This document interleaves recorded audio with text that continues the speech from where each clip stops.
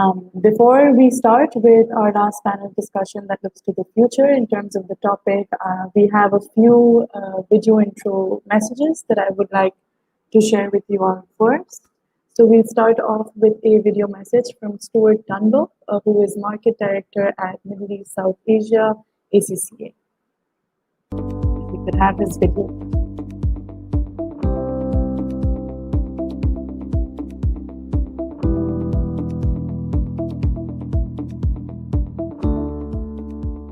My name is Stuart Dunlop.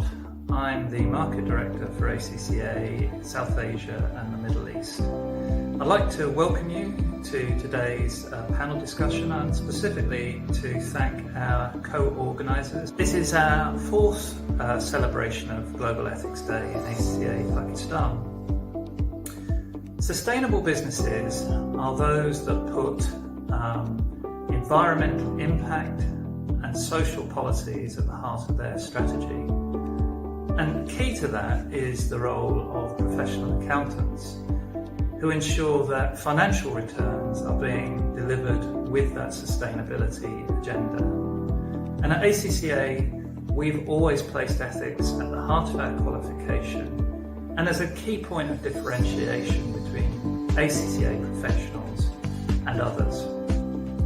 Today, I'd really encourage everyone to fully participate in the discussion and thank everyone for their involvement. Thank you.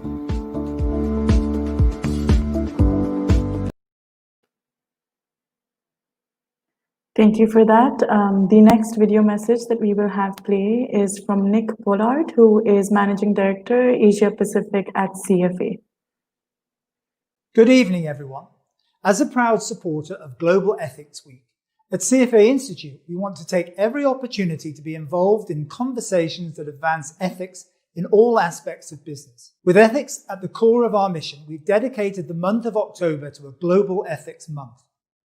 I strongly believe that professionalism can only exist within an industry when individuals who act with transparency, integrity, and trust reach a critical mass. As such, we at CFA Institute collaborate with key stakeholders to promote the highest possible standards and ethics in the investment management industry. In this pursuit, we are jointly working with other professional associations, including ACCA Pakistan, Pakistan Business Council, and Institute of Cost and Management Accountants Pakistan, who have been instrumental in co-organizing this event. I am especially grateful to the Securities Commission of Pakistan, the SECP, for supporting this initiative. CFA Society Pakistan has been keeping SECP abreast of new developments and evolving direction of the investment management profession to facilitate the regulatory process. I'm proud to see that CFA Society Pakistan has been actively involved in ethics-related programs. The very first ethics challenge in the country was organized by the Society on the 5th of September this year. A total of 13 teams participated in the local challenge designed to enhance students' awareness of the ethical issues confronting the investment management profession. The Institute of Business Administration, the IBA, who were winners of the local challenge, won the APAC Sub-Regional Challenge held on the 3rd of October after competing with teams from Malaysia and Singapore. Many congratulations to them. Another highlight has been a series of live ethical decision EDM workshops led by Alan Locke CFA, our Director of Ethics Education and Professional Standards for Asia Pacific, and organized by CFA Society Pakistan. Using a case-based approach, the workshop participants discussed how to analyze, address, and act on critical ethical dilemmas that investment industry professionals may confront in the workplace. A total of 10 sessions were conducted over 3 days, with more than 300 participants attending. We received overwhelming responses from regulators, investment practitioners, and corporate governance bodies, which I'm very pleased to hear. CFA Society Pakistan also conducted an EDM Train the Trainer program, and 9 of its members are now CFA Institute certified ethics trainers. This is great news. These trainers have started conducting workshops. Over 8 have been conducted in the last month and a half, and they have also conducted mock sessions at several academic institutions. Now on to a slightly different topic. Another significant area of interest and a timely matter for us at CFA Institute is a consultation paper on ESG disclosure standards for investment products that we recently launched. As I'm sure most of you are aware, it is a voluntary global industry standard designed to establish disclosure requirements for investment products with ESG-related features. In fact, a webinar on this topic was conducted last week. It provided an overview of the consultation paper and gathered feedback from the broader investment community in Pakistan to help shape an exposure draft, an initial version of the ESG disclosure standards for investment products. This is scheduled to be released in May of next year. I want to take this opportunity to say thank you to all of you who shared your feedback. Before I finish, I want to circle back to what I mentioned in the beginning, which is the importance of our mission at CFA Institute. Society ultimately benefits from efficient markets where capital can flow freely to the most productive or innovative destinations. Well-functioning capital markets efficiently match those needing capital with those seeking to invest their assets in revenue-generating ventures. And in order for capital markets to be efficient, investors must be able to trust that the markets are fair and transparent and offer them the opportunity to be rewarded for the risk they choose to take. Laws, regulations, and enforcement play a vital role, but are not enough to guarantee fair and transparent markets.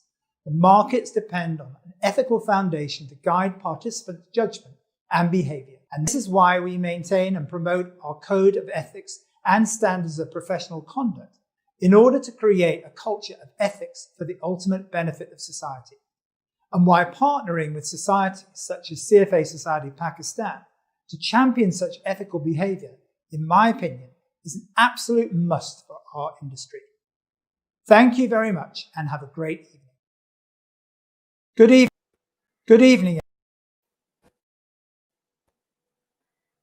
Thank you for that. And so with that, we will embark on the last panel discussion for our Global Ethics Week series. We've had a great many conversations with business leaders and thought leaders in the nation in the realm of ethics and governance practices. And so for the panel discussion on, just making sure everyone's on, okay, there is Javeria. Reimagining future skills in the age of AI and data, bridging the gap between the academia and real world. So we'll be having Javeria Malik, Director Marketing Communications at ICMA Pakistan, moderating the panel. And we'll be joined by Mr. Sajid Aslam, Head of ACCA Pakistan, Mr. Zia Ul Mustafa, President ICMA Pakistan, Mr. Ahmed Ali Zia, Group Chief HR Officer and CEO People and Business Planning, as well as Dr. Arshad Ahmed, Vice Chancellor at Lahore University of Management and Sciences.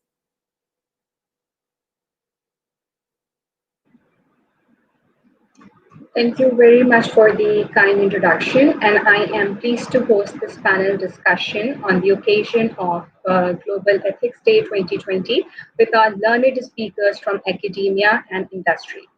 So we're all aware of the importance of digital transformation, having transitioned through the global pandemic of COVID-19. And we know now that digital transformation is core to organizations seeking to build sustainable and viable businesses that are more efficient, more forward-looking, and faster to adapt in the face of extraordinary change. And such dynamics also require refocus on the wider capabilities core to the organization beyond digital, including, of course, the human capital. This new work of world order is turning upside down previously held well-established norms in any workplace and redefining the very definition of human work that organizations in all sectors need to perform. Now, we may categorize this as professional competence. And now talking about trust and ethics have forever been the cornerstone in the global accountancy profession. These remain as important as ever in the world today, where public's interest in the performance of organization and how that performance is achieved continues to rise.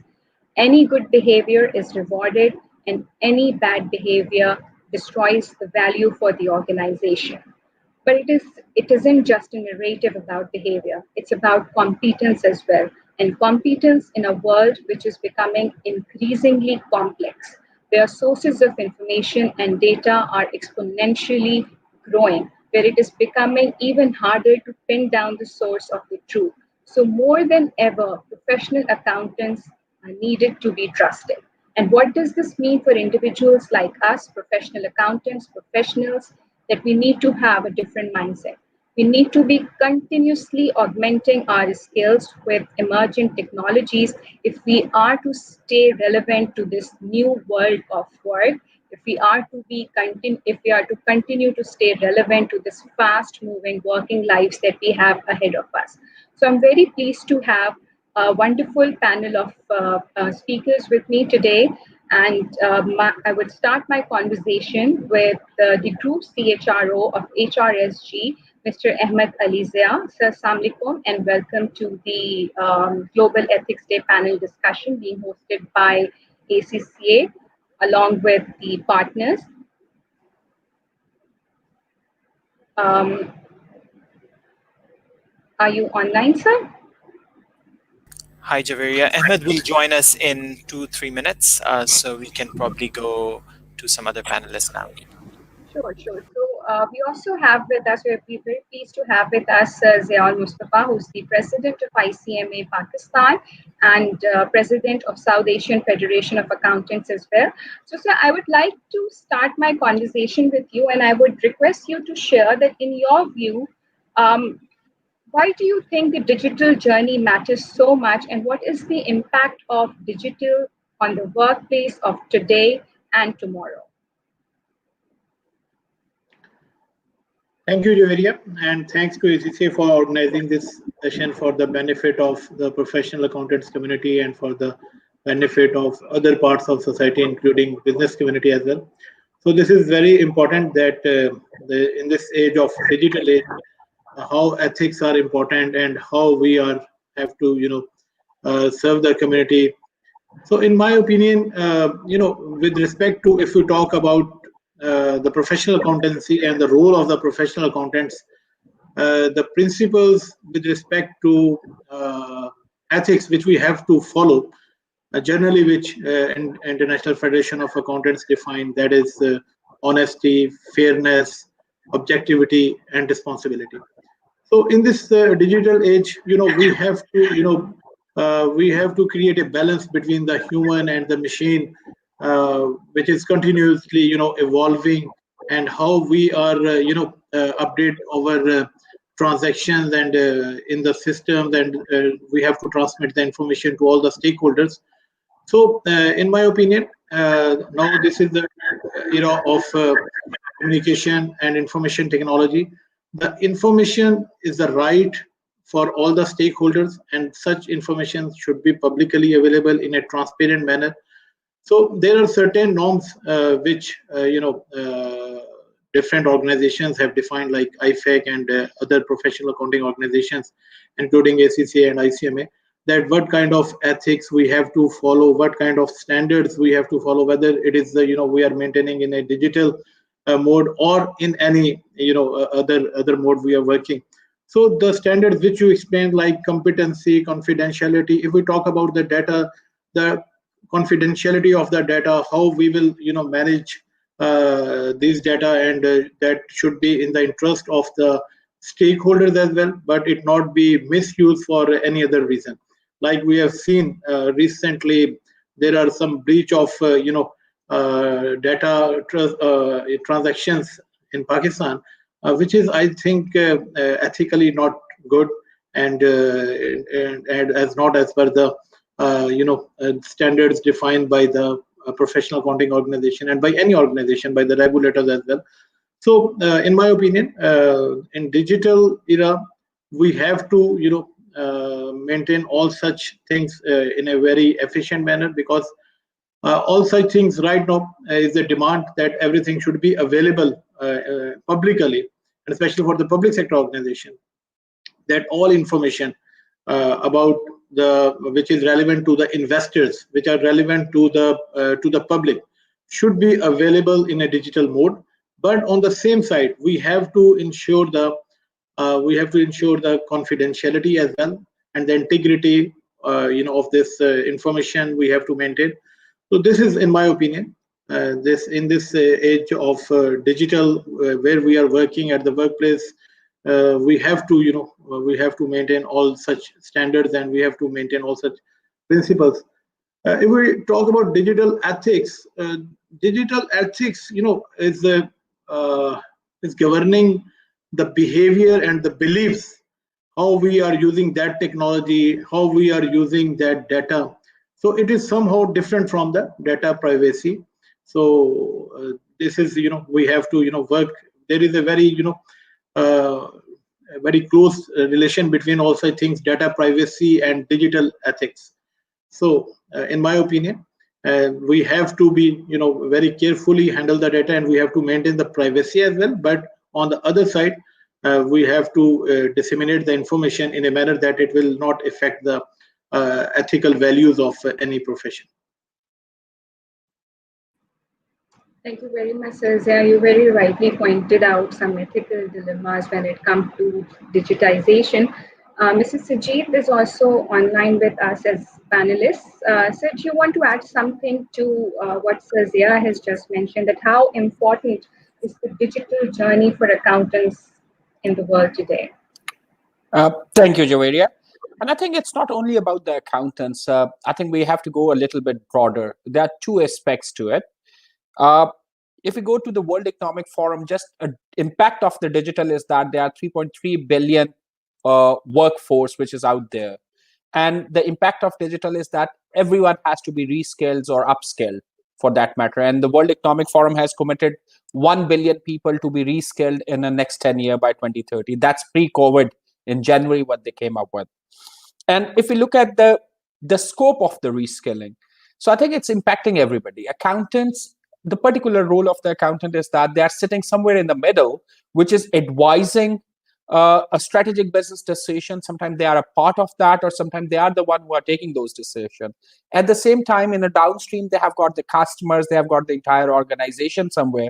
And if that journey, if that experience convert to the digital experience, so definitely the understanding of that journey or a digital journey become important, not only for accountant, but the entire value chain. So that's the first point on a digital side when we talk about. So now we are talking about reskilling or upskilling, just because the digital impact, even pre-COVID, that was triggered that one. Whether we are engineer, accountants, or even a medical profession we talk about, there is a certain implication of the technology which required that reskilling and the digital skills everywhere. And accountants, based on their role sitting in the middle somewhere, I think they have to understand that even the processes and the implication upstreams and the downstreams as well, to really carry out their role objectively, independently, and like Zia also highlighted the competency side of it, and the due care and the duty of the care as well. So all those things really become very, very eminent once we talk about the journey, which is now digital. Thank you very much for your response. I would like to check if Dr. Arshid Ahmed is still online. Thank you very much, sir. So, there are a lot of changes in the way the classes used to be held, and now how they are held now, how degrees used to be awarded, and now everything is happening digitally. Again, there is also a shift in which skills are needed to be transformed in the while the students are in university, and which skills are needed to be developed while the candidate or a professional is on job. So it's quite an exciting turning point for the future of many fields. Now, keeping these factors in mind, how are you designing the learning and development programs to prepare business professionals, not just for today's challenges, but also for tomorrow? Assalamu alaikum. Thank you very much, Javaria. And I would echo some of the points that have already been mentioned, but you're asking a fairly challenging, this is a challenging exercise, right? And we are thinking about talking about a whole series of processes in which we are looking at development of young people who go through our programs. Of course, COVID since March has forced us into a different modality where we were forced to teach online, which most Pakistani universities were not prepared for.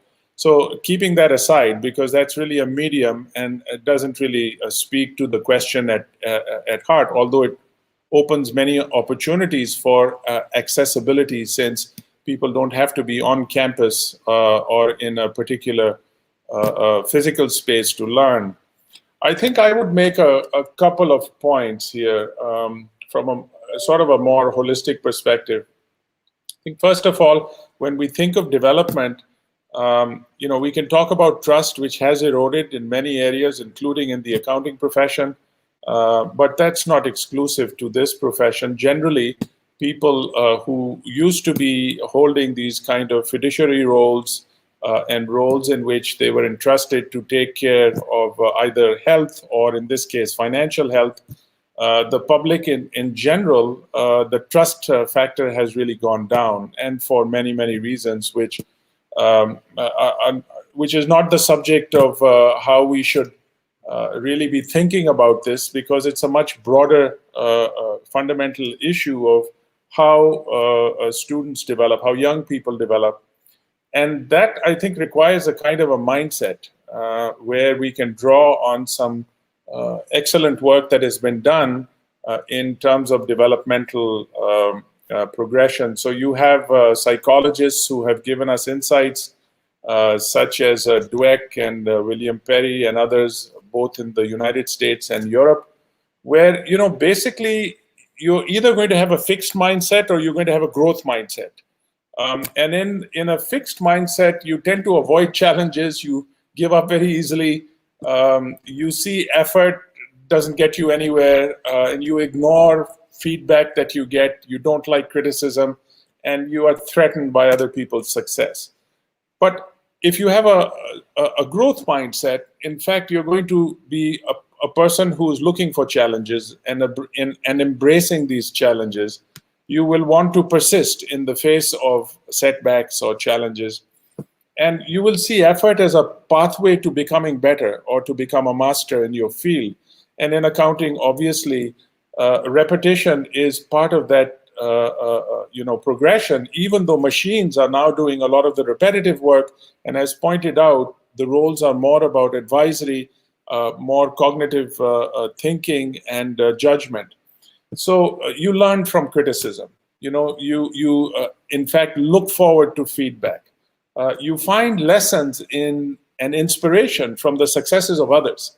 So this is a very key way of either thinking very deterministically, or you think that you can get higher and higher levels of achievement by getting a sense of your own trajectory of development. So that's the first point, is about mindsets, right? And we have to prepare our educational systems that are going to promote this mindset.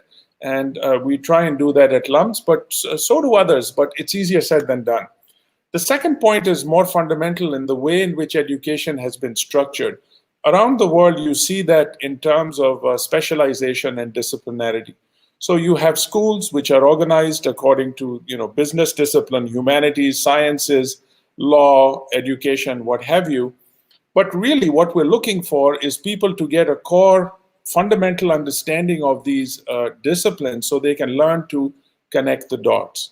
And I think here the accountant's role becomes very critical, in that a young person who's 17 or whenever they start after college or high school, they need to get a taste of what big data means, what a computer scientist does. What does a person who's thinking as a sociologist look at the world as? What about those who are teaching us about the ethical dilemmas within our legal framework? And you can go on here. So the idea is to provide an education that has a core curriculum that cuts across disciplines, right? So they are interdependent. And we don't get bogged down into building walls around professions or even around the educational systems that get us there, so that we get a very broad and open view so that we can make our own opinions and not be in this black and white world, which seems to be the case in which how we present material to students and how we test them. So this is a great challenge for all educational institutions. And that doesn't stop at university. Obviously, it continues on with professional development, which my colleagues here are very much familiar with.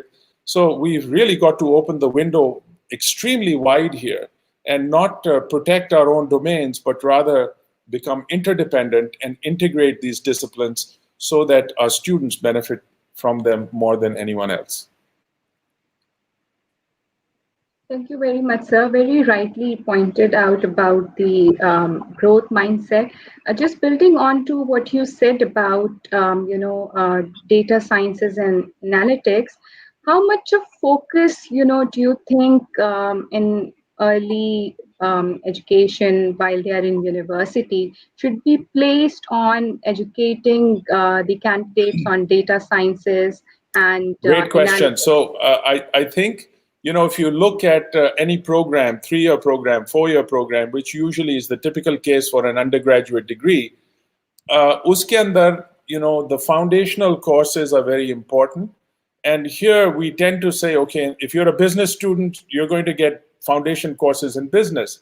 But I think the argument I'm making is that you need a grounding in all of the disciplines. So you need to be able to see what's going on in science or engineering or computer science for that matter, or big data, but you don't want to become a specialist right from the get-go, which is what we tend to do with our degrees, and we call ourselves, majors or concentration in this, concentration in that. But at the end of the day, what you need to do is to have a set of skills that are going to stick with you long after your education is over. I mean, becoming, let's say, a major in marketing or finance or what have you, these things, by the time you're done with your 4-year degree, the world has completely changed.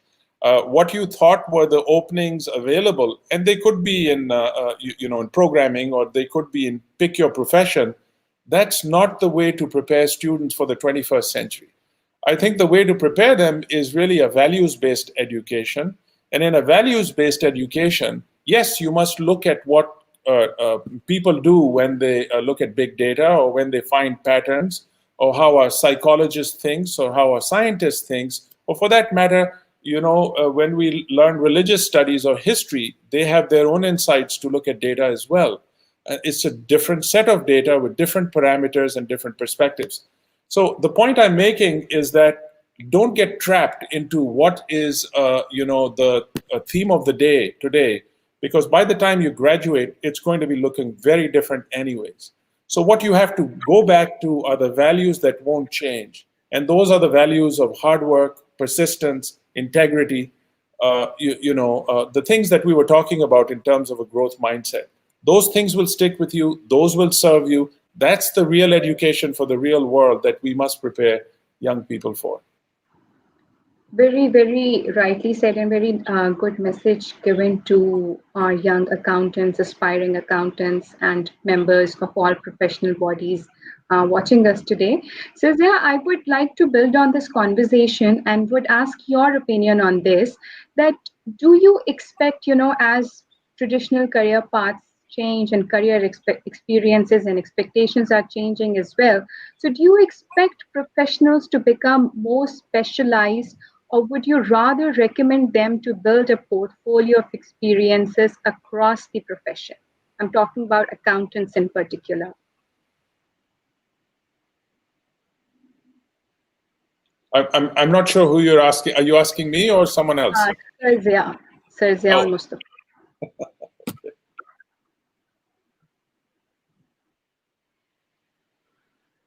So I think your mic is mute.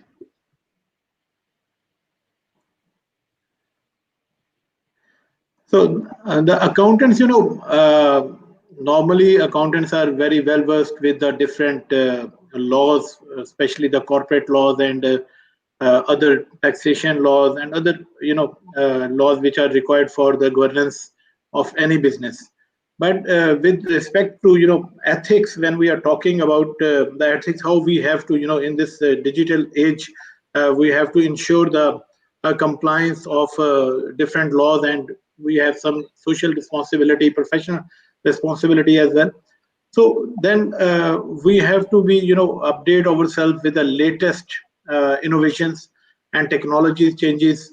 technological changes in the business, and we have to promote the fair practices. We have to educate about the fair practices. When we are signing any balance sheet or any audit report, we are saying that in our opinion it is giving a true and fair view.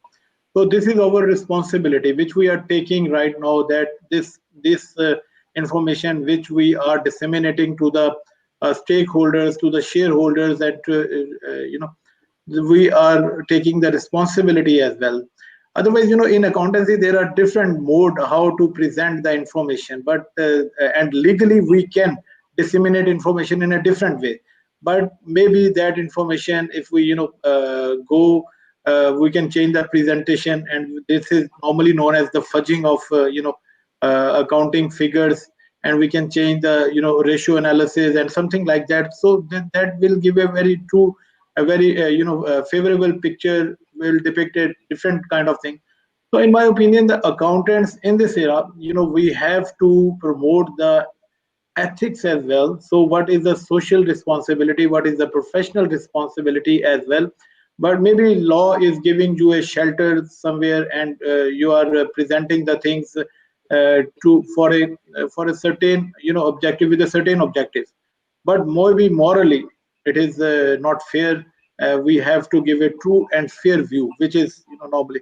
So in my opinion, the accountants should now more focus on the ethics. That's why there is a now we have an independent board on ethics for the business, and we, all the professional accounting organizations, are teaching and promoting the ethics in our curriculum, and we are teaching to the to the students and to the professionals as well.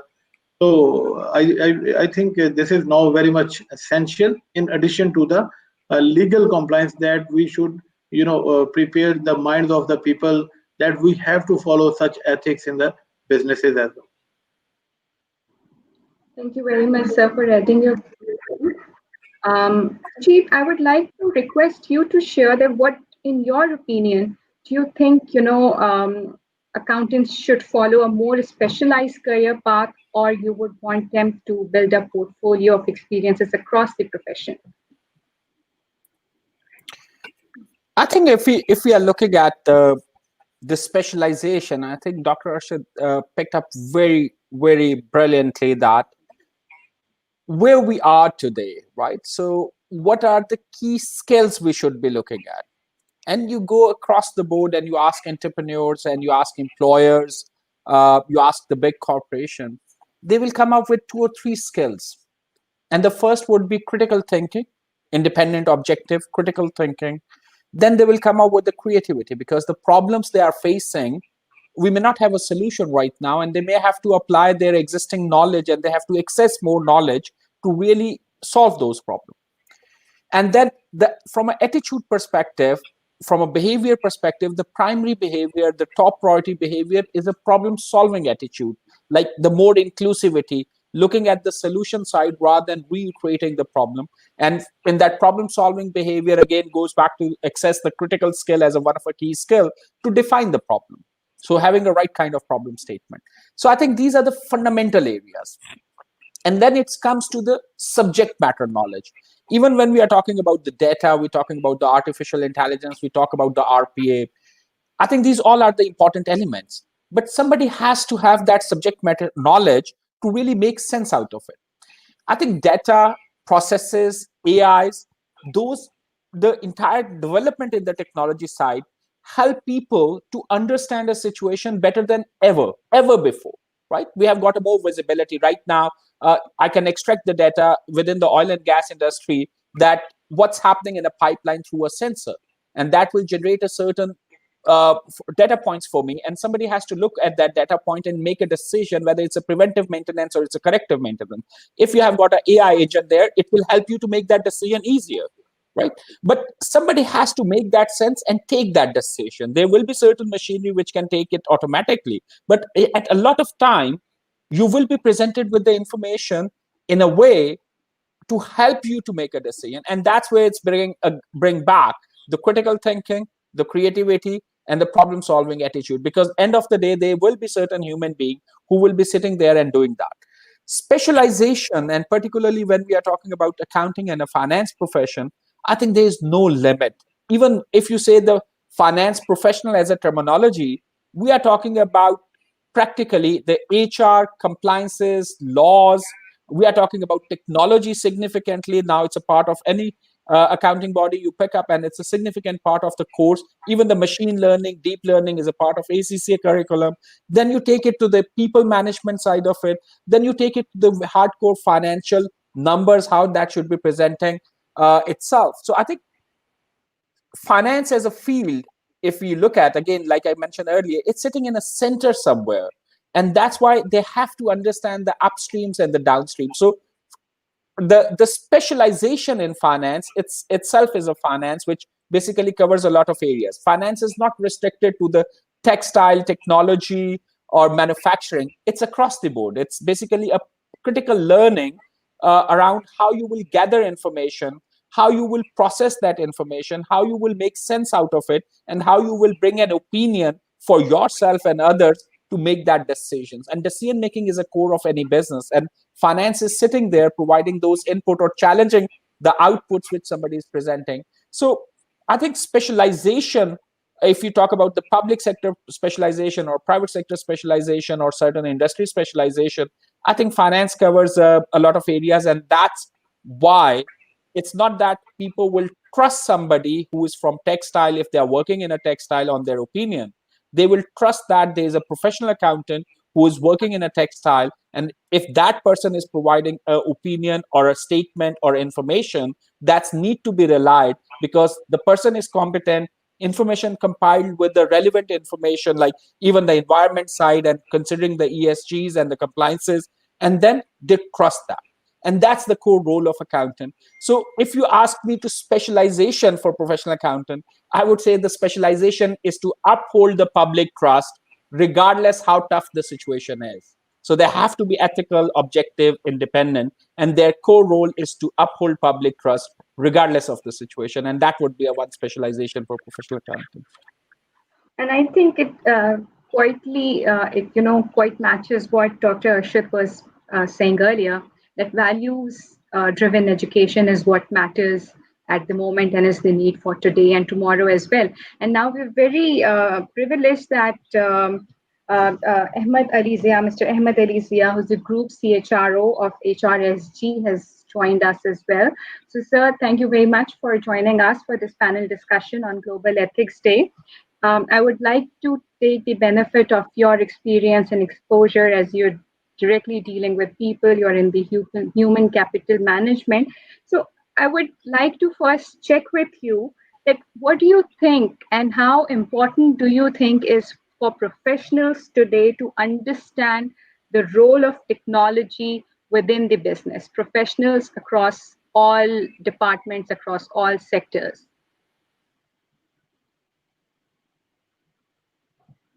Invited and joining this panel. I was hearing the dialogue, and I think you're asking a very important question. And in my view, if it was the time was not so ripe and so critical than now, never ever before than now.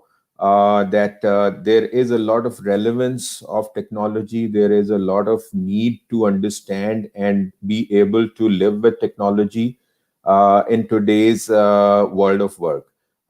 And this I say after working for the last almost three decades in different organizations myself, and now sitting on the other side of the table and providing a lot of support to both the candidates as well as the organizations. And the trend that is very, very obvious, especially post-pandemic, as we emerge out of the pandemic, I don't think we have even reached this stage of that we can call it post, but as we emerge out of the pandemic, there has been a paradigm shift in the thinking pattern of both the employers as well as the employees. And technology, as we can all see now, has become not just more relevant, but I think in many ways indispensable now. So, we would not have been able to operate and be productive without understanding the technologies. And I'll give you my own example. When the COVID started, I don't think I'd ever used Zoom before that, but today I use it every day. And I think a lot of us have gone through that journey. And there was a big factor which influenced us to take that journey.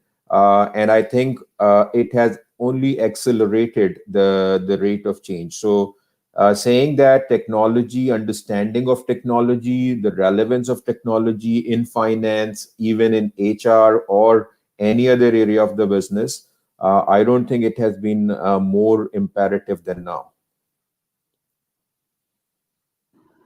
Thank you very much, sir, for your response. Sujit, I'd like to come back to you. We're all talking about, the changes in the workplace in the future. Now, how do we make this change happen? What are the responsibilities of a training institution like a university or a professional accountancy organization? What are the responsibilities of an employer? And what are the responsibilities of an individual professional accountant or any professional for that matter to acquire these skill set of the future? Right. So, sorry. Was that to me or to sir? I think maybe, sir, you can add first, Sir Ahmed, and then we can listen to Sajid's point of view. Okay, sure. So again, I think it's a very good question that you are raising, because it's not going to work if it's going to happen only one way. So we can't expect the employees to upskill themselves and then not the organizations. We cannot expect to produce a good input for the corporate organizations unless we upgrade our experience and our skill set in the institutions. So I think everyone has to play a very big role, because it is a big transformation that we are going through, and it is only going to increase. And it has been like this even before the pandemic, but as I said, the pandemic has accelerated the change of transformation. It has shifted the paradigm for all sectors of all segments of the society, be that employers, employees, even the students, institutions, everyone. And now everyone is going to be either following a completely, let's say, remote model of work. For example, the companies like Microsoft, and I know many companies in Pakistan are also switching to that, or a hybrid model in which both the physical as well as virtual models are going to work together. Now, from that perspective, if you think the work that needs to happen is, I think, a bigger gap which I observe and which I have observed regularly during different senior HR roles in different organizations of good repute and stature. I think there is clearly a big gap when it comes to producing ready to hit the ground workforce for the organizations by the institutions. And I'm talking of very reputed institutions like LUMS and IBA and other institutions, certification institutions like ICAP, for example. Recruitment of both mid-career and fresh grads as well as senior resources. And I could clearly see that the biggest gap was at the fresh grads level. And a lot of times that caused discontinuity in the operations of the business, as well as it caused unexpected disruption in the career path of young graduates, because what they study in schools and there are lots of factors which contribute to that situation. I think we need to look at our syllabuses. We need to look at our the methods of teaching. We need to look at how the world of work is evolving, what changes are happening in the external marketplace, and then make sure that everything is aligned. Because while we try to provide the best education, theoretical education, and let's say research case studies, etc., in the academic institutions. But the reality in the corporate world is totally different, right? And when the graduates come and they join those organizations, the expectations, there is a mismatch in expectations. Sometimes the mismatch happens in the reverse direction as well. So for example, I have seen situations where the candidate, the new joiner, had a lot of expectations, and then they figured out that the organization was not up to those expectations, and then there was a disruption. And in some cases, the organizations had a very different set of expectations, but the individuals could not come up to those expectations.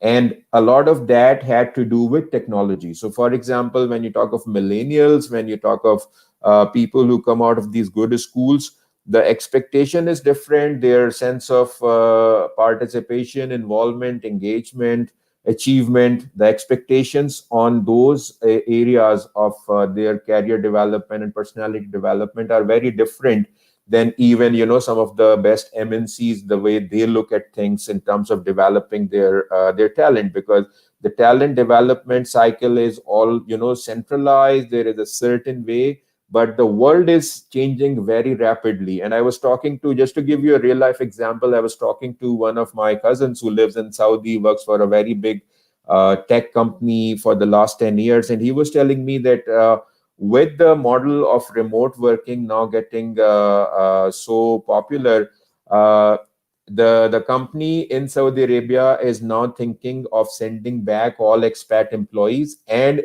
still employ them remotely, but on their local packages, right? So that's how the model, the world of work is evolving.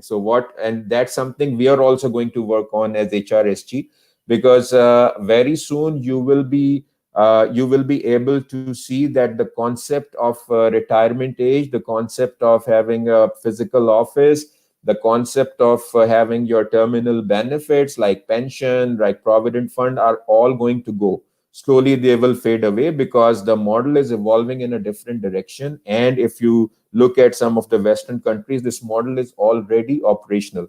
But in our part of the world, we are going to catch up much faster than we are expecting, because the model that is going to evolve is going to be no brick and mortar offices. For example, there will be for example, a talent marketplace where employees will be able to sell their skill sets, and they will be able to work for multiple employers at the same time, based on their experiences, their skill set, their certifications, for example.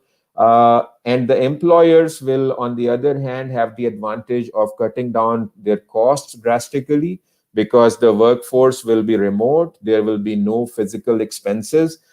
They will be hired on only a contractual basis for a certain period of time for a certain project. And also there will be no obligations when it comes to, let's say, terminal benefits, etc. So technology will enable you and will give you the platform to come out of things that you could never even think of coming out. So this model is evolving, and while this will create a lot of pressure on the candidates, because the development in institutions and in conventional organizations has not been like that, but we will need a lot of adaptability in their personalities, in their behaviors to happen, to catch up with this, because it is going to happen whether we like it or we don't like it. And I was reading a study, by the way. We talk about that the jobs are going to reduce because of automation, but the reality is otherwise. The jobs in the future are actually going to increase, but the skill set is going to be different. So a lot of the people who will be out of jobs will become irrelevant, because the set of skills that will be required to do the new jobs, which will actually be more than what you have today, will be completely different. So I'll give you an example of HR. HR has been changing very fast across the world, and now even in Pakistan. And very soon we will have a completely new dimension of, let's say, employee engagement, where you will not even be able to see the employees except on virtual platforms, and they'll be sitting in different parts of the world. And how you engage them will then become a real challenge for HR. So many things are changing, and so fast, that I think a lot of catch-up game has to be played by the institutions, as well as the employers, as well as the upcoming workforce, to be able to stay relevant in the coming years. Thank you very much, sir, for your response and some very real life and practical, insights that you have shared with us. Ajit, would you want to add on this, or shall we move to the next question? I'll go in a very, very brief one, and I'm sure Dr. Arshad can add more on that side. I think fundamentally we have to really define why we really get into the education side and what the skills mean. As long as we are defining the KPIs wrong, I'm sure we might still win, but we will not be succeeded. So we might be winning, but it's not a success for a society at a larger context. So if you look at the education and the purpose of the education, that's purely for the human development. We should be able to think in a better way. We should be able to find the purpose why we exist out there. And then the skill set which we use to earn money is just an outcome of that development. It's not the core objective of that development. The core objective of that entire process is to build better human beings who can help each other and who can contribute towards the development of or help the entire humanity to progress. That's the core purpose. So if we go back to ACCA, the core purpose of ACCA is to uphold public trust. So whatever we do in terms of the courses, we keep changing the courses, but this education is defined to uphold the public trust, not that how they should be earning money, upholding the public trust in their social context, in their professional context. Even if they are as a human being interacting within their own family, they have to reflect the same character. So character comes first, and then we have to build the other capacities and the skill. It doesn't matter we are living in a digital age or we are living in a stone age. The purpose of development was always to build the right kind of character and develop the human being to contribute and help progress as a society, as a family, as a world together. So I think that's important to understand from a purpose perspective, and definitely it's an individual's responsibility. End of the day, the rest is just the ecosystem which exists out there, where that individual, if they decide or choose to, they can draw those resources and build them.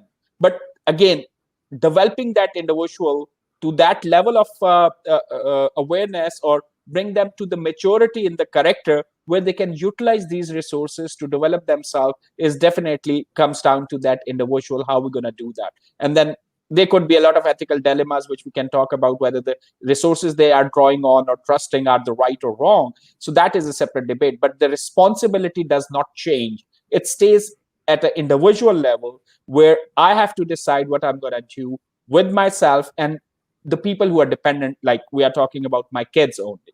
But definitely the people who are adult enough, they can choose and make their own decision. But bringing that thought process collectively is an important element. So I'm sure Dr. Arshad can add a lot on the overall journey and the responsibility side. And Sir Rashid, I would also like to request you to talk about bridging the gap, which Sir Ahmed was sharing, that we have to ensure that whoever is coming for job in the job market possesses the relevant skill set. If you can talk about the bridging the gap between the education institutions to the workplace as well. I can see your smile over here, and I'm sure you have some interesting points to add. So I'll give you the opportunity. Gee, thank you. Fascinating to hear earlier on, a very expansive summary of how the world is changing. And I mean, every point you made earlier on about the workplace and how, COVID has become a mirror for really fundamental changes that we see unfold every day, let alone since March, when things have accelerated to what one might call an extreme experiment that we are all going through.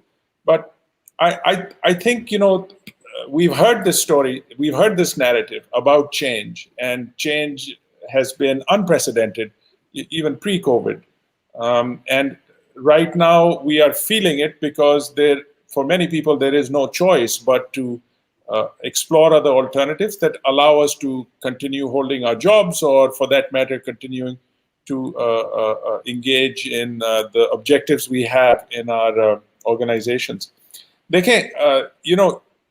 I think if you're talking about development, जो बहुत सही बोल रहे थे आप, you're absolutely bang on target in saying that we have to look at the big picture here. Sajid साहब जो अभी बता रहे थे कि हमारा purpose क्या है, and especially if we're talking about accountants in this particular forum, how are they going to contribute to a equitable, just, and inclusive society?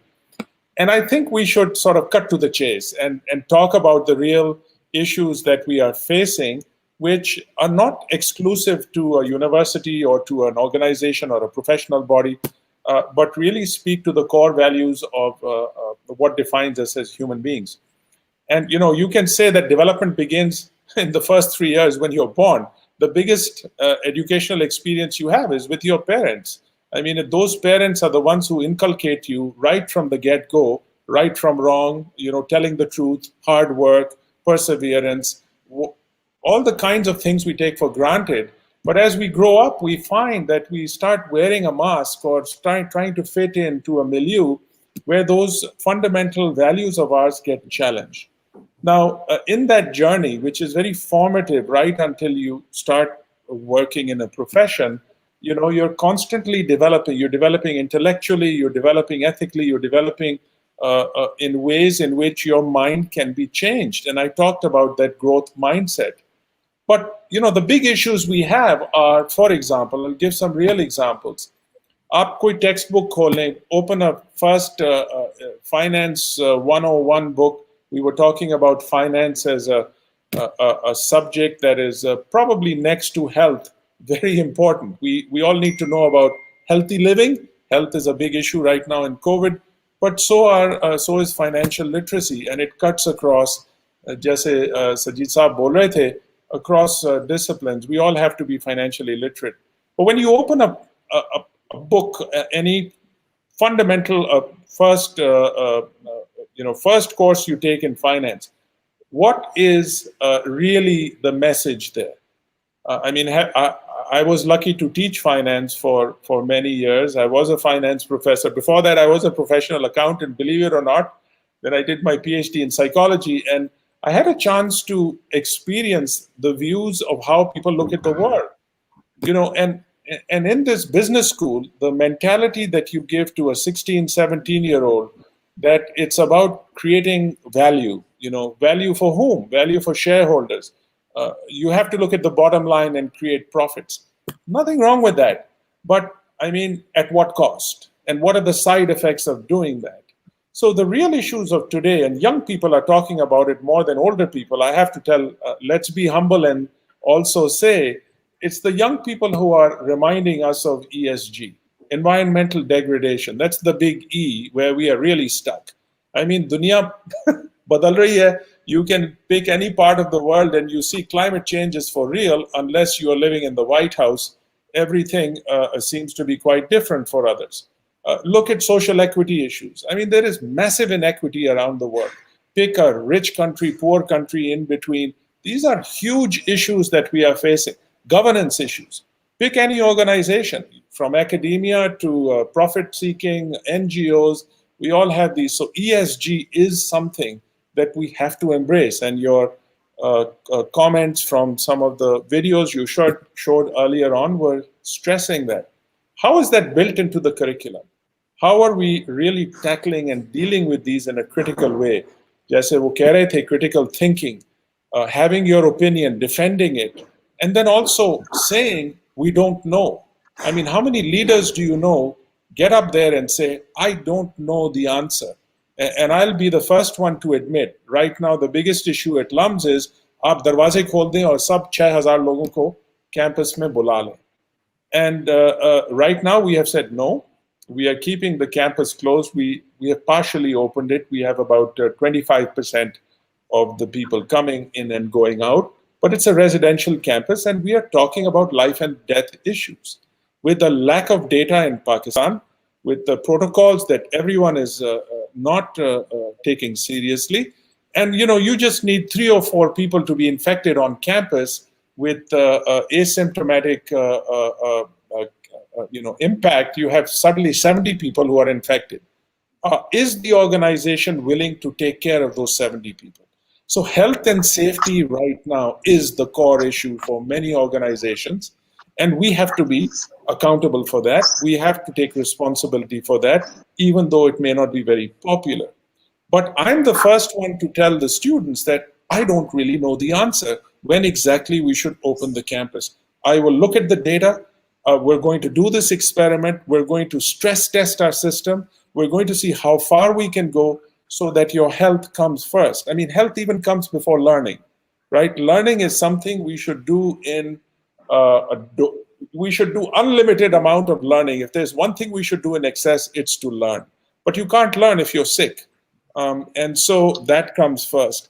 And when we talk about learning, we have constraints, right? So if we open the campus, then we need financial sustainability to be able to support the systems that can take care of our young people. We have a custodial function here at the university.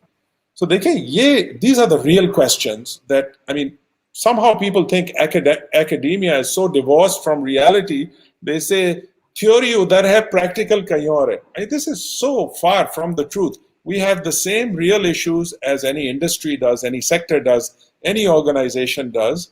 And I think we're at a stage where we are facing that mirror of COVID, which is forcing us to ask difficult questions and dig back into what really matters. Are you going to be taking care of others? Empathy, everyone's talking about empathy. You can talk about empathy, but how empathetic are the teachers? Are they really trying to understand a young woman who's living with 8 people at her house, trying to learn through the screen, taking 6 courses, let's say, with people going inside and outside the home? How are you going to adjust your assessments to ensure that the person learns, but at the same time is not overwhelmed? So an empathetic person is one that cares and understands and puts themselves in the shoes of the other person. This is real, to me, those are real examples of how we need to change our behavior and respond in a humanistic way that speak to values once again. Caring for others, giving back to others, looking after their health, and so on and so forth. I think we'll go a lot further than to say, why don't we create a new curriculum on artificial intelligence so that we have 6 courses where we can increase our enrollment? I mean, by the way, I'm not saying we shouldn't do that. Don't get me wrong.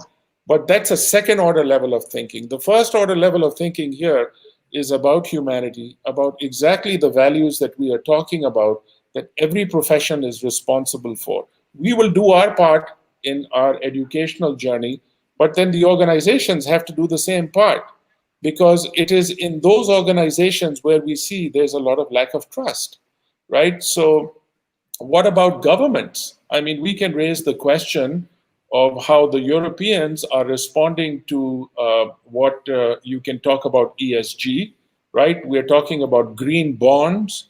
We are talking about new regulations and standards. We're talking about capital market inflows that go into investments that are environmentally friendly. Europe says we'll take the lead. United States says we want nothing to do with it, except what the outcome of the election would be in November 3rd. These are the dynamics where the profession gets implicated. Are we in South Asia going to take a lead here and not depend on what America says or what Europe says? What about our own standards for ESG? What are we doing here to, as the West starts to look at the East, we've got an opportunity here like never before. आप खुद सोच लें, Pakistan is sitting next to, 1/3 of the world's population. If you look at our neighbors, 1/3 of the world is on our borders. China hai, India hai, Afghanistan hai, Iran hai, aap dekhte rahe. You add them up. This is an amazing place to be in. And we need to take leadership here. Stop looking at others to set the standards and set your own standards and have your own leaders, as we do in this forum, and not be shy to point out where others are not doing their part. I'll stop there. I get pretty excited about these topics. No, sir, you were rightly mentioning and talking. I think now that you're on the softer side of things as well, and says, yeah, I think he has to leave. He has another commitment. So, yeah, I would like to, quickly, you were talking earlier about the ethical challenges. So, I would like you to, add on to that, if you can share some more considerations regarding ethics in digital, era, that what are the current ethical dilemmas that you're seeing in the profession, especially finance profession, and how do you think we can overcome those as professionals? Dilemma is in front of everybody, what we are facing right now in the country, and the kind of things are going on, especially with respect to the financial postmortem of everything. This is very unfortunate that the way we are doing all such things, because there is no professionalism at all. Normally, when we are going for such kind of audits and such kind of investigations, there is certain standard operating procedures and certain plans as well. But this is unfortunately in our country, the accountability people, those who are involved in the accountability, are not familiar, first of all, with the accountancy and auditing. So the kind of the way the things are moving, so it is in front of everybody that first of all, the things which we are promoting from the ICMA Pakistan and ACCA and all the professional accounting organizations, that we must have the competency, which is one of the standard and one of the principle in ethics, that we must have the competency in the field in which we are serving, in which we are performing. But this is very unfortunate. That's why this is the reason the things are suffering. And professional accountants are, as Sajid said, we are normally equipped with all such things, and there is a different situation as compared to academia and the professional accounting and the professional institutes. The curriculum of the professional institutes are very much aligned with the practical requirements of the industry, and the people, those who are involved, especially in the accountancy field, are doing all such things which are practically applicable, all such laws and all such techniques which we are using, and the part of the curriculum, whether it is a technology, we are giving all the education and trainings related to the different software which is acceptable worldwide. So as far as accountants and finance professionals are concerned, we are very much aligned in Pakistan, and our curriculum and our trainings are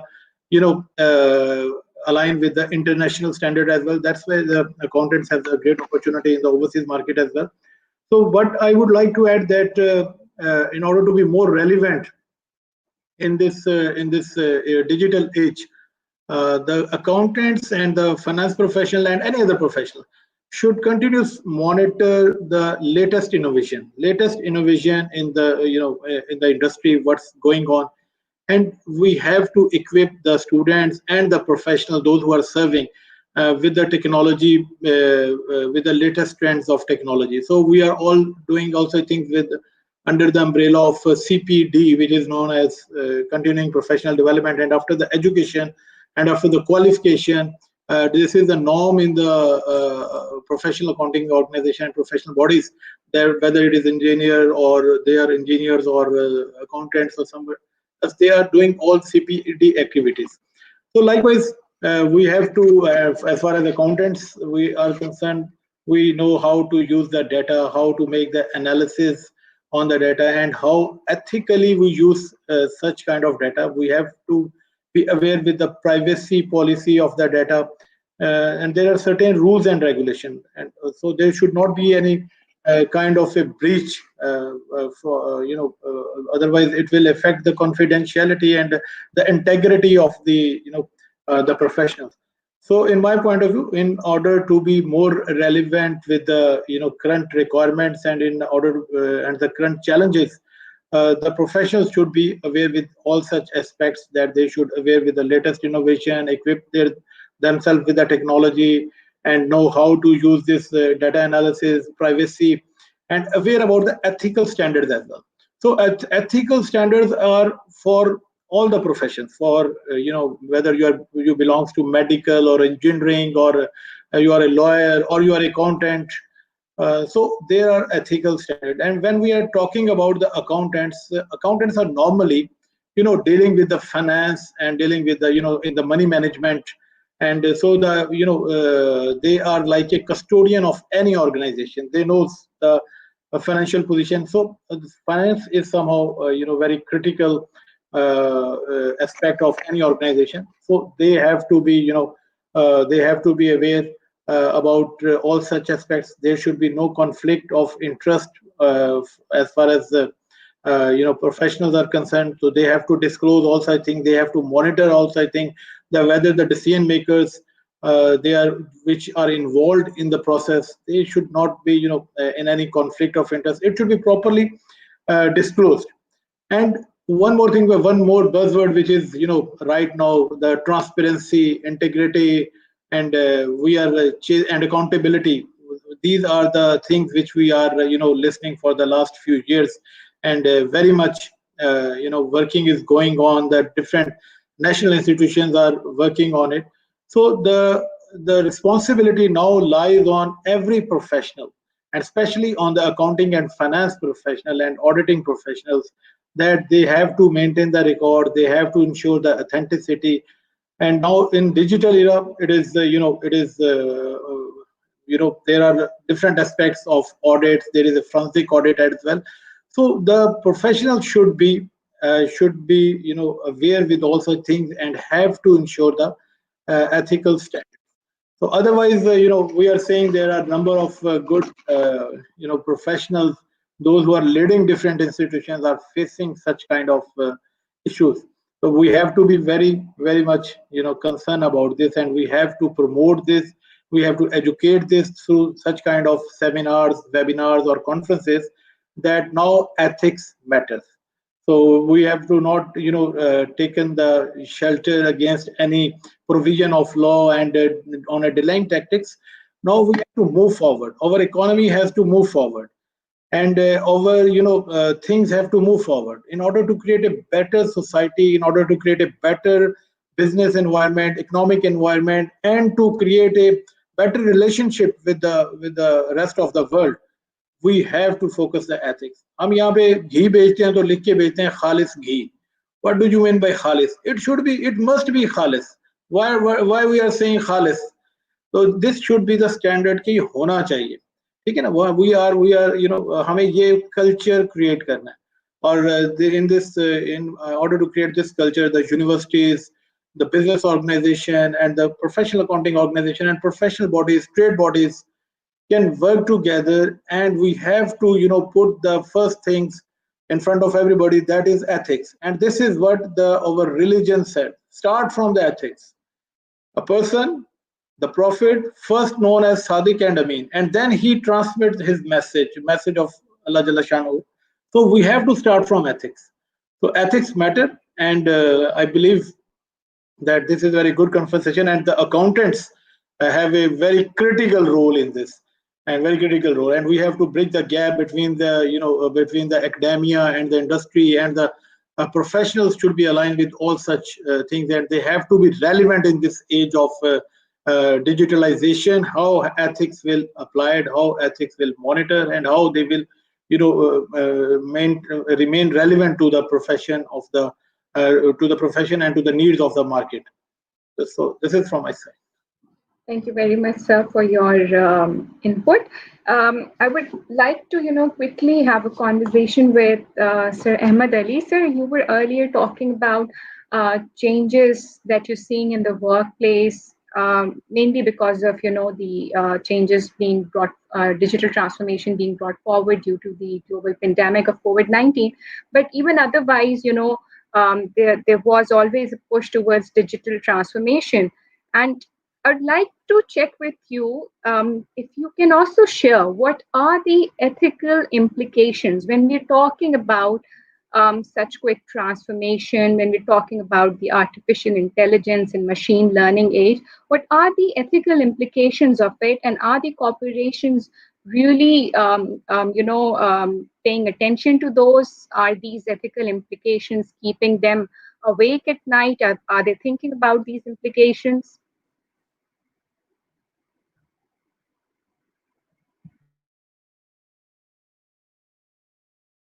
I think in the Answer is no. Can you hear me now? Yes, we can.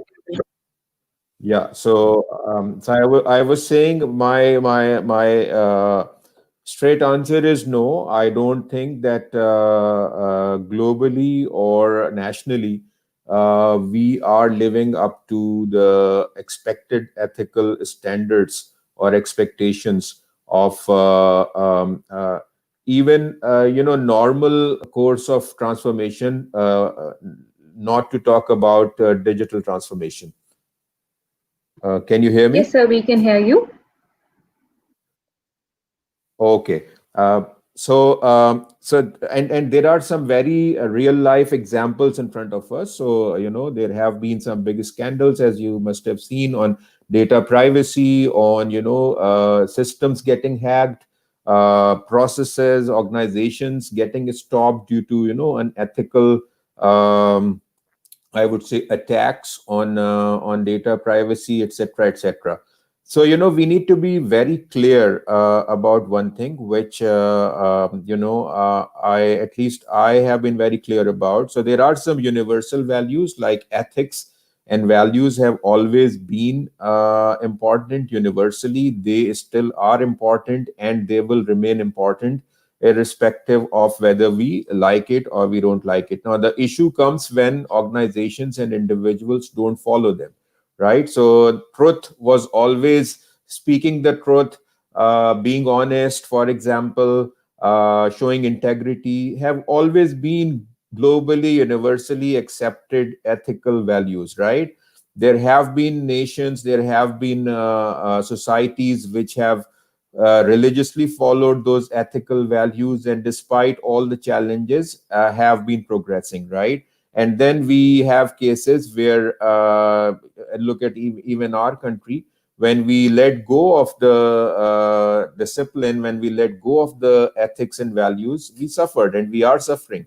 And the example has to be set from the top, and unfortunately that's the area where we as a nation, and also in terms of organizations, when we talk of organizations, unfortunately we have failed in keeping up the standards. So that's an area which we need to work on. It will remain relevant, it will remain very, very critical even as the world transforms into a digital landscape, because in fact it's going to become more relevant and more important, because for example, when we talk of small little things like people working remotely, a lot of organizations were going through the anxiety during the pandemic, for example, that how are they going to monitor the attendance, the in and out times of employees, etc., etc. And it came down to a point where they had to rely on the ethics and the trust and the confidence that they were able to inculcate, show, and then be able to observe in their employees. Because when you are sitting in front of the screen, you don't know whether you're actually being productive or not. So again, we are taking that journey. The human factor is always going to remain important, is always going to remain relevant, because you talk of AI, and I read a quote somewhere which was very catchy to me. It said, real stupidity is always going to be better than artificial intelligence, right? So when you talk of artificial intelligence, end of the day, it is artificial, and who creates it? Humans create it, humans write the programs, they develop those chatbots and robots and the series that you speak to on your iPhones, etc., etc. So the difference between a programmed chatbot or even a computer and a human brain is that when you switch it off, it loses everything. But when we sleep and when we wake up the next morning, we retain everything in our mind, and we are again up to speed.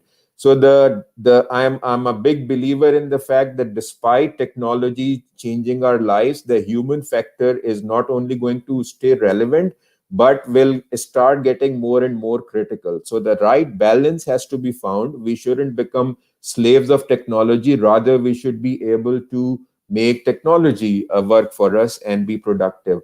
And that can only happen if we uphold the values and the ethics that are going to remain universally important, universally relevant as we progress.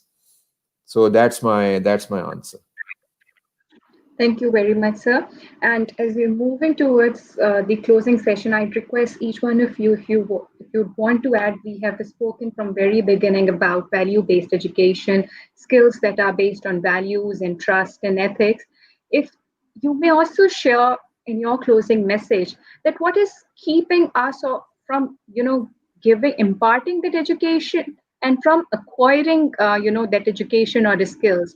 And with that, we would close our session. So if you may talk about, the barriers that are existing and we're not able to impart this kind of mindset, growth mindset or value-based mindset, and what is stopping us from acquiring the skill set that is the need for future and today as well. And that's what we need in this age of AI and machine learning. So may I request Sujit, if you can take the lead in this one. Thank you, Javeria. I think if just as a closing remarks, ethics are not going to change. So the fundamental values remain the same.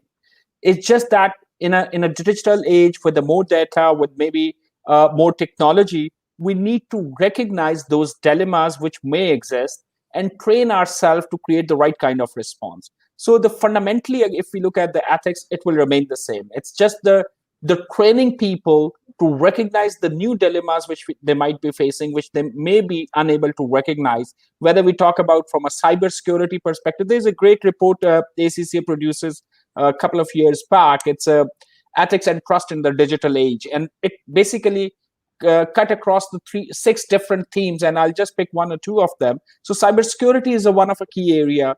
Platform-based business, that's all based on the trust. So people are not seeing each other, but it's the data flow of the information and the security of that information which let people build that kind of trust as well. So we have seen that the trust has got its own business model, and it's very easy to scale the model if the people are willing to trust you, right? So who stop us from doing that? I think it's our own families and society, the way the rewards and the implication of if we are breaching the trust or if we are breaching the ethics, what happens? Are those guys are the role model for us? If they breach the trust and they are still the role model, they are rewarded well, or they are facing the consequences. So I think it's overall the justice system and our value system within our own families and society and institutions and the businesses that will determine whether I should make a right choice or my fear might derive me away from the really coming up with a strong corrective. So it's the overall environment. Somebody has to be really, really strong to go against the journal practices which exist around that. It's not easy. We need 2.5% of that kind of population only. We don't need the 100% population to start with, but those people should be rewarded enough, and those people should be projected as a hero, projected as a role model for that. So what stop us is our own fears that if we do that, what implication it might bring. Some of the training part, and definitely a lot has to do with the recognition of a dilemmas and then providing appropriate responses, regardless in a digital age or in a stone age. Again, I'll use that word. Javeria. Yes, thank you very much, Sajid. Sir Zia, if you would want to add a closing message.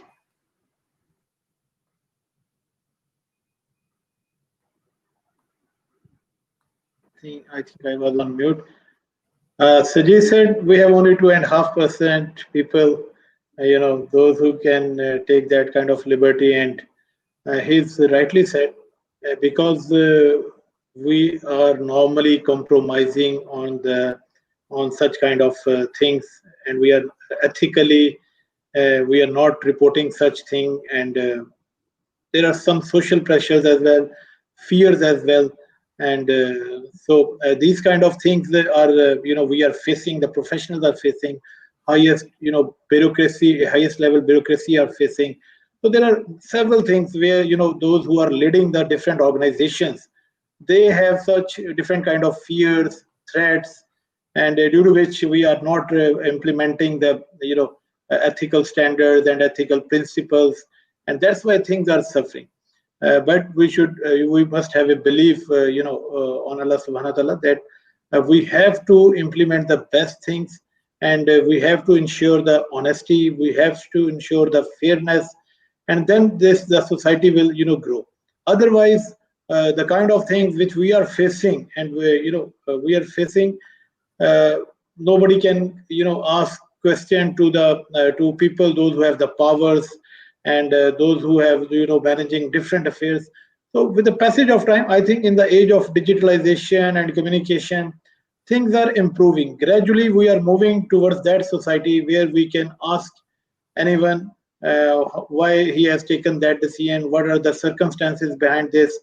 So the people should ethically, legally, should be and professionally would be responsible for managing the affairs of different organizations, and and for the common cause where they are working. So in my opinion, there are fears.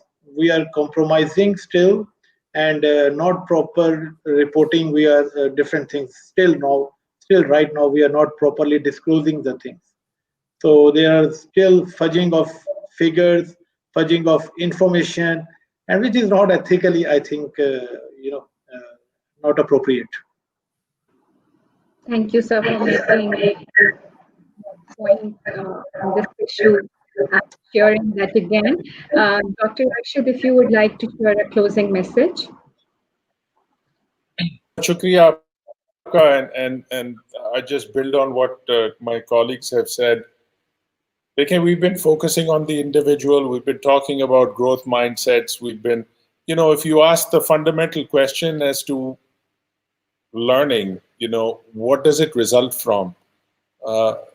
इसकी जड़ ये है कि अगर आप देखें, what does a person do and what does a person think, right?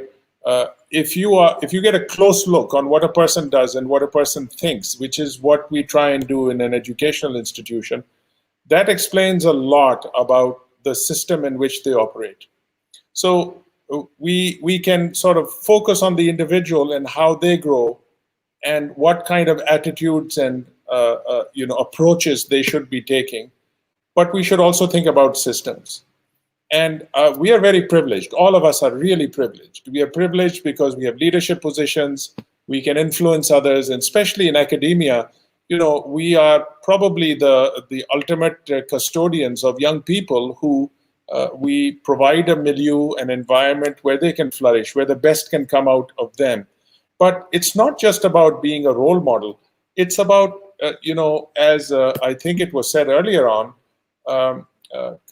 it's about trying to show what matters, what is going to count, what is going to be rewarded, what is going to be celebrated, and provide that atmosphere where people can ask difficult questions. Provide an atmosphere where you have different points of view. Because an intellectual development, the whole trajectory of development starts from something that is very surface level. जहाँ पर हम काफी लोग फंसे हुए हैं. When you look at a lot of these systems, people are trying to please other people. People are trying to repeat things. A lot of our learning is rote-based learning, and we are trying to reproduce something to pass an exam, to pass a standard. But at the end of the day, you don't have the skills that the employer is looking for, that society is looking for, and those are the skills that you cannot often assess objectively and measure them in a yardstick which have to use different approaches. So now we are living in this world where we have artificial intelligence, we have blockchain, we are now talking about 4D, we're talking about the Internet of Things, we're talking about big data.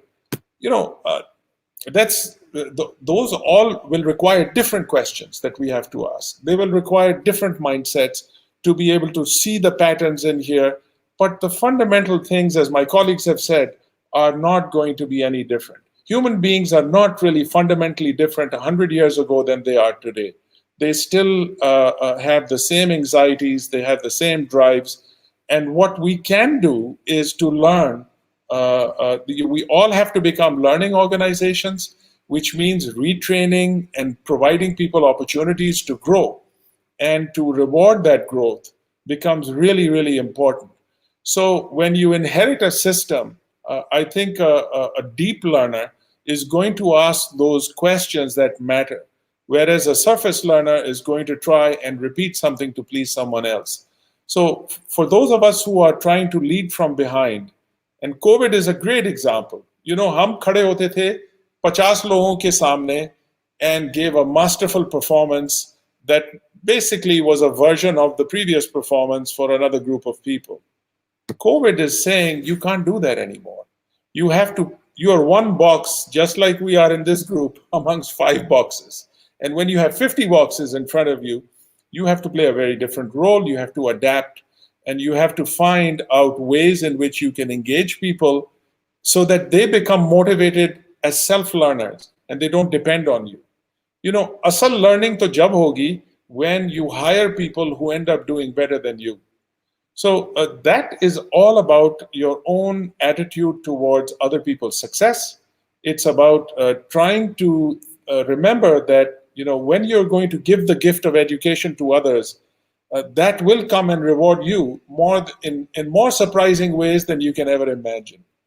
And there is nothing wrong with exemplifying these behaviors in Pakistan than in any other part of the world. I mean, we are very lucky. I repeat again, we have one of the youngest societies. We have learners, look left and right. We have them in the hundreds of millions. As such a young country with so much potential, living geographically in a place where we can have a real impact, I think those are bigger questions for us to think about than to worry about a particular skill or have I got it right in a particular course. ये छोटी छोटी चीजें हैं जो खतरा खतरा बन के दरिया बनता है. So I hope we take away from conversations like these that we go on that helicopter view and really ask those very basic questions as we would of our children. As we nurture them in their development, we have to do the same thing in our organizations. So my takeaway or my bottom line here would be that we also, as we think about a growth mindset for an individual, we think of a growth mindset for an institution. We think of a growth mindset for a profession. We think a growth mindset for a society. And that, I think, is going to change us to a level where we become unstoppable in our own human development. Thank you very much, Dr. Arshad. Very inspirational. Sir Ahmed, if you can briefly share your closing remarks as well so that we can conclude the discussion. And see, to me, if we look at the topic today, it's about ethics and sustainability and the age of AI and digital transformation. I think the one thing that all of us need to keep in mind is what I call the 3 C's of leadership, right? So as the world evolves into more of a global village, what can help us is the 3 C's. The first C is about having the courage to do the right thing, because there will always be 2 paths in front of all of us. One we will know from inside is the right path, and the other we will always know that it is the wrong path. So from inside, every one of us, we know, each and every human being knows what is right and what is wrong, right? Most of the time, 99% of the time. So, but we don't find the courage to do the right thing because the consequences could be scary, right? And those are the fears we have been talking about. So first of all, you have to have the courage to do the right thing, to take the right decision. The second thing is to have the character to live with the consequences of that decision, right? So, and that's something also which is directly related to your ethics, your values, how you have been brought up, what have you been taught at home, in the institutions, in the organizations you have worked for. So if you have the courage to take the right decision, then or you also have to show the character to live with the consequences. And the third thing is, the third C is about consistency, and you have to consistently keep doing the right thing. So if you are able to inculcate the three C's in your character, in your personality, in your behavior, which are about having the courage, showing the character, and being consistent and repeatedly do the right thing, you will start seeing the change. Because as I said, as the world shrinks to a global village, these values and ethics are going to be more relevant, because it will be difficult to even detect if something unethical is going on. And by the way, like when you talk of cybersecurity, a lot of time the frauds, when they get detected, it's mostly after a few months or years, so you don't even get to know in real time what's going on, because of the technology and the platforms and the speed that it provides. So that's my closing message, and I wish if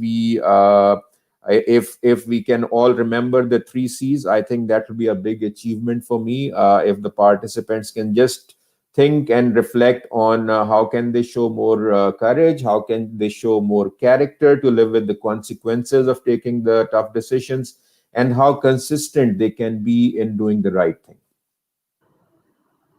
Thank you very much, sir. And I would like to take this liberty and share on behalf of Dr. Arshad that he's just added two more C's to your three C's, and those are compassion and care. And I think that's the right kind of message that we are leaving our audience today with. And it has been a very insightful discussion, and we could have gone on and on, because it's a conversation and it's a topic that is very close to our hearts. All of us present over here, we value ethics, we value the future of our profession very much. And I would also like to thank on behalf of all my panelists. We've had some very wonderful comments on the Facebook pages of our partners and ACCA as well. So thank you very much to our audience and participants who have been listening to us during this webinar.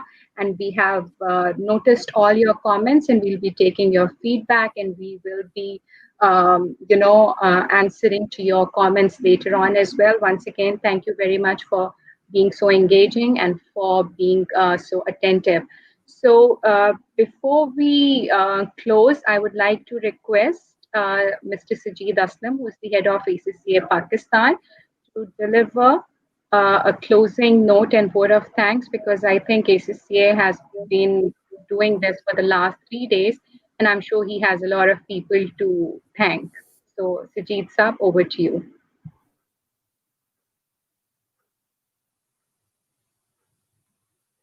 Thank you, Javeria. Thank you very much. I think it's been a wonderful week, and there's a lot of discussion which took place. And first of all, I would like to thank all the partners who were part of it. We thank CFA, Pakistan Business Council, CERB, ICMA Pakistan, Pakistan Stock Exchange, HPL, and all the panelists and the speaker who joined us in different capacity and in different sessions.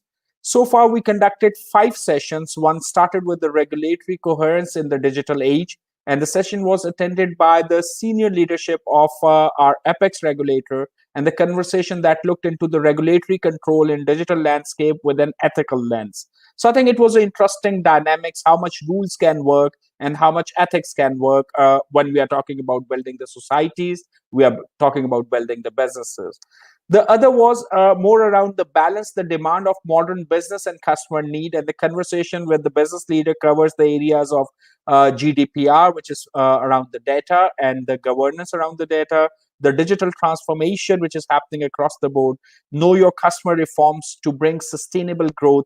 So even in a FATF scenario, how we can do those things, because ultimately there is a person sitting somewhere who has to really work based on their own characters, belief, and the value system. And there's always a risk that if the people are not properly trained, number one, and really developed in terms of their responses, so that could be one of a challenge we might face. From a startup ecosystem, the third session was around the startup ecosystem fueling the workforce of the future. And that session practically highlighted the importance of the trust in starting a startup. And then we came to the fourth one, which is accelerating inclusive economic growth, and how the regulatory framework can improve ethics, and the importance of climate change as a part of that ethical framework. Then today we were talking about the bridging the gap between academia and the real world. The topic covered how the academia is preparing, how the skills should be developed, who should be responsible around the skills, and what the world need versus what we are producing in terms of the talent, and where ethics stand in that term, particularly when we are talking about digital. We are talking about the volumes, we are talking about the reach, we are talking about the excess, which is way, way beyond our imagination as we speak today. And any unethical behavior, unethical act can be replicated in a different way in today's digital world. The data is also there for us to really evaluate what's happening. But again, that's require a certain independent, objective opinion while we are trying to really reflect on those insights. Ethics Day, or a global ethics day, ACCA Pakistan is doing that for the last 3-4 years. It's not about the day, it's not about the week. It's basically trying to understand what are the complex environments which we are living in, whether we are talking about the society, family, or businesses, what kind of complex environment we live in, and what are those ethical dilemmas, and how we can create the appropriate responses around it. Ethical dilemmas are not going to go away. That will stay there. It's just the response, how we build our character as an individual and how we reflect that in a certain situation. That's what counts. So ethics definitely is a fundamental lens when we are looking at a business situation or a business problem or an individual problem or a family problem. But these ethical lens are getting more complicated over the period when the things are like we used to talk about. Let me take one example, the work-life balance. With that digital age, there is no work-life balance, there is a work-life integration. We can complain about that there are situations when we are off and we are still getting emails or responses or messages, but at the same time when we are at work, we are still connected with our families. So it's now talking about the integration and really creating that ethical balance, that when we can really give time to family and the work, and how we can manage that integration rather than talking about the cutoffs. So these are the different choices which we might have to make. So we might make a cutoff as a choice, or we might make integration as one of a choice, but that choice needs to be maintained, that what as an individual I need to do for that business, and what I need, or what my obligations toward the family. So I really need to create those kind of balances. I also try to challenge that everybody to go back and see how we, on an everyday basis, when we are going for even a very simple shopping of grocery, and I'll take example of vegetable or fruit, while you are buying, most of the time there are situations where we are worried whether the fruit or vegetable we are buying is of a good quality. And the second worry normally comes in, the person who is going to really weigh that, they are going to weigh it right. So price may be one of an information piece, but these are the mistrust which might exist to that level, which create an unnecessary stress for a person to go through unknowingly. What is the right kind of response from our side, and what is the right kind of response from the vendor side? These are the type of questions which we have to start asking ourselves. Tough questions, and questioning as one of a technique is a way forward which can help us as a society and individual to learn. Just replicating the answer which existed out there is not going to reflect on our critical thinking, and that's one of a thing which this world or this employer or businesses are looking for. Creativity is another value which is an important skill which we have to reflect. Using our existing knowledge and solving the new problem is definitely one of a skill everybody is looking for. as an individual, as a business. Everybody appreciate that, and those are the two critical skills which are required. And that critical skills, creativity and critical thinking, both require a certain behavior where you have a courage to ask those tough questions to yourself as well as to your audience and the people you are interacting. And it's not about that there's a right or wrong answer. That help you to understand the perspective, understand the thought process which is behind that, and then you can contribute, or you can really guide people that if there's any ethical dilemma, what are the appropriate responses, or whether there's an ethical dilemma existed out there. So it's not about the week, it's not about the Global Ethic Day alone. It's about realizing that the world is becoming complex. The ethical dilemmas need to be recognized at the individual and the business level. ESG, when we talk about the environment and social and the governance side, that's one of the biggest theme which is coming up. There are people we talk about when social equity, we talk about, like in today's session, Dr. Arshad also highlighted, we are progressing in a very fast pace, and the technology and digital is creating a lot of opportunity for us. At the same time, we are the kind of world where in every 30 seconds, we are wasting somewhere around 300 tons of food, and there are 30 people who are dying because of hunger. So this is the society where we live. A little bit contribution from every single individual are going to make a difference. So any single individual who decide to really work in a different way and recognize those dilemmas and create an appropriate response, that's what basically the Global Ethics Day and the week is all about, to recognize and reflect how we have spent the last 12 months and how we are going to live the next 12 months. And are we going to really contribute? Are we going to switch on our ethical lens and see the things differently and create an appropriate response for ourselves and for the people around us? So thank you very much for joining us. Really appreciate all the partners who have contributed, and special thanks to all the panelists and the speakers and the support team who has joined us. So thank you very much.